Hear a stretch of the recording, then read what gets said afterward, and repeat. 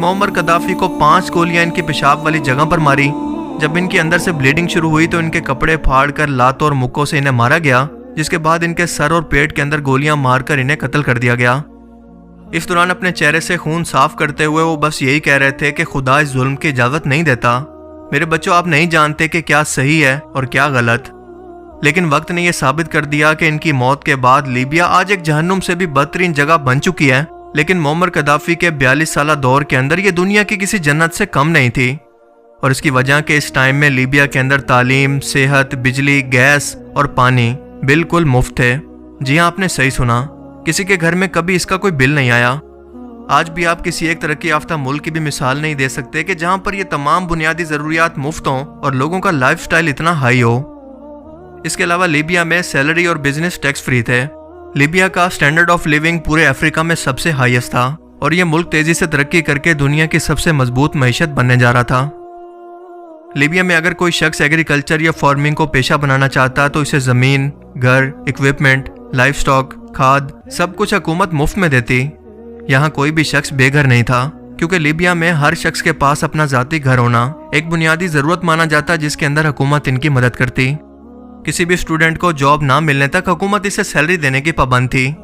Gaddafi کے دور میں لیبیا کا لٹریسی ریٹ یعنی پڑھے لکھے لوگوں کی تعداد 10% سے بڑھ کر 88% تک جا پہنچی تھی۔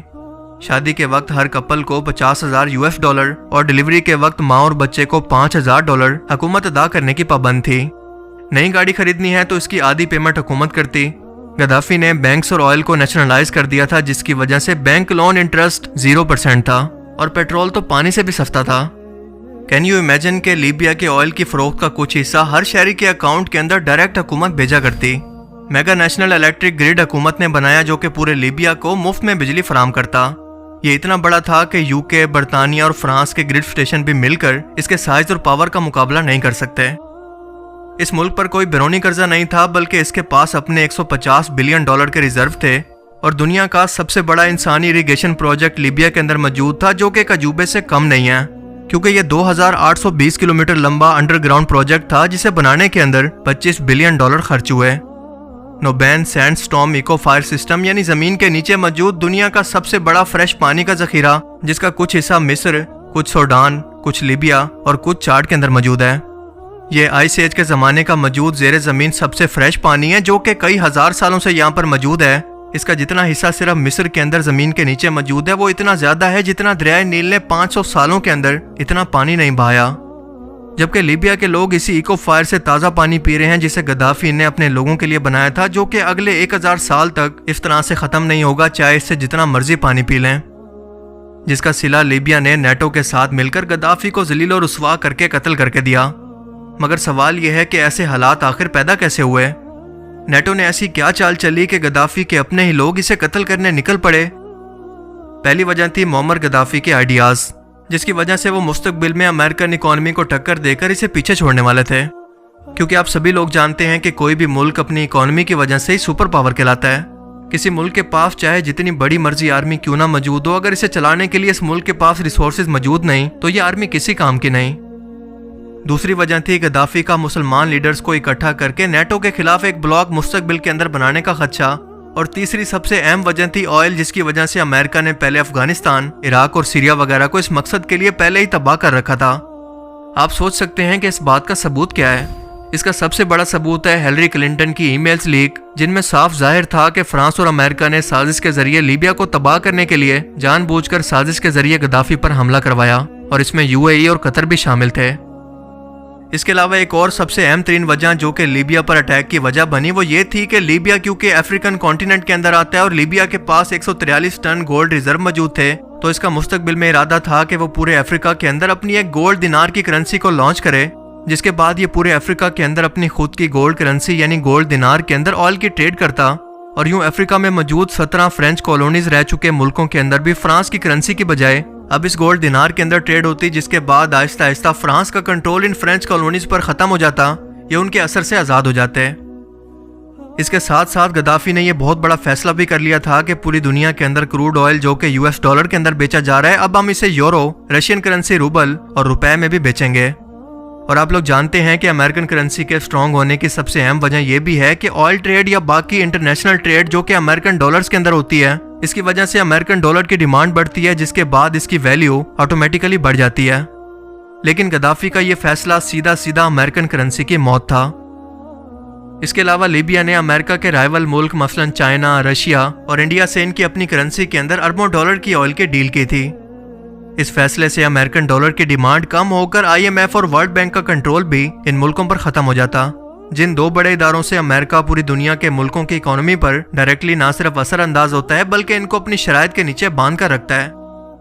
یعنی افریقن ملکوں کو ورلڈ بینک کے قرضوں سے یا ٹریپ سے ہمیشہ کے لیے آزاد کر دیا جاتا، جس کا مطلب کہ امریکہ کا صرف لیبیا پر نہیں بلکہ پورے افریقہ پر کنٹرول مستقبل کے اندر ختم ہونے والا تھا۔ لہٰذا یہ بات تو بالکل صاف ہے کہ اگر امریکہ اس وقت کوئی ایکشن نہ لیتا تو یہ باقی ملکوں کے لیے ایک ٹرینڈ سیٹ ہوتا، اور وہ بھی ایک کے بعد ایک بالکل ایسا ہی کرتے جو کہ ان کا حق بھی ہے۔ مگر یہ امریکہ کے مفاد میں نہیں تھا کہ اس کا کنٹرول باقی دنیا کے ممالک پر ختم ہو جائے، کیونکہ اسی ایک وجہ سے تو وہ باقی دنیا کے ممالک پر جب چاہے سینکشنز یا پابندیاں لگا دیتا ہے، اور یہ ریولوشنری آئیڈیاز معمر قذافی کی موت کی اصل وجہ بنے جو کہ اس کے اپنے لوگوں کے مفاد میں تھے۔ اس کے علاوہ ایک اہم ترین وجہ یہ بھی تھی کہ نیٹو ممالک کو اپنے ملک کے اندر کالونیز نہ بنانے دینا، کیونکہ قذافی کو امریکن اور اس کے اتحادیوں کی مداخلت اپنے ملک کے اندر بالکل برداشت نہیں تھی۔ ان سے پہلے ادریس السنسوئی لیبیا کا حکمران تھا جو کہ ایک مکمل ویسٹرن پپٹ تھا۔ اس نے نیٹو کے کئی بیس لیبیا کے اندر بنائے تھے، جن کے اندر 5 اٹالین بیس سب سے اہم تھے، اور قذافی نے آتے ہی ان سب اہم ترین بیسز کو ختم کر دیا۔ اس کے علاوہ آپ جانتے ہیں کہ لیبیا کے اندر کیونکہ آئل کے بہت زیادہ ذخائر موجود ہیں، اور جب قذافی نے اسے نیشنلائز کر دیا تو اس کا مطلب یہ تھا کہ کوئی بھی باہر کی کمپنی لیبیا میں آ کر آئل نہیں نکال سکتی اور نہ اسے کنٹرول کر سکتی ہے۔ لیکن امریکہ، فرانس، برطانیہ اور قطر کو اپنی ضروریات کے لیے یہ آئل ہر صورت میں چاہیے تھا۔ اگلی وجہ یہ تھی کہ قذافی ویسٹ کو للکارا کرتے تھے کہ ان کے کسی قانون کو نہ مانتے، اور کئی بار انٹرنیشنل موقعوں پر ان کی پالیسیز پر کرٹیسزم بھی کیا، کیونکہ ان کا ماننا تھا کہ لیبیا کا اپنے ریسورسز پر مکمل اختیار ہے کہ اسے جیسے مرضی استعمال کریں، کوئی اسے ڈکٹیشن یا ہدایت بالکل نہ دے۔ قذافی کو اپنے فورن افیئرز کے اندر بھی کسی طرح کی بیرونی مداخلت برداشت نہیں تھی، اور ان پالیسیز کی وجہ سے ویسٹ کو بہت زیادہ نقصان ہو رہا تھا، لہٰذا یہ اسے کتنی دیر برداشت کرتے، ان کی آنکھوں میں یہ شخص کانٹے کی طرح چبھنے لگا تھا۔ لہٰذا قذافی کا جانا طے ہو گیا، مگر جنگ سے نہیں بلکہ سازش سے۔ دراصل ہوا کچھ یوں کہ 2010 کے آغاز کے اندر اکانومیکل انسٹیبلٹی کے چلتے افریقہ کے ملک تونسیا کے اندر گورنمنٹ کے خلاف پیسفل مظاہرے شروع ہوئے، جو کہ بڑھتے بڑھتے ایجپٹ، سیریا، بحرین اور یمن تک جا پہنچے، اور ویسٹرن میڈیا نے اسے ہتھیار کے طور پر استعمال کرنے کا فیصلہ کیا اور ان مظاہروں کو عرب اپرائزنگ کا نام دیا۔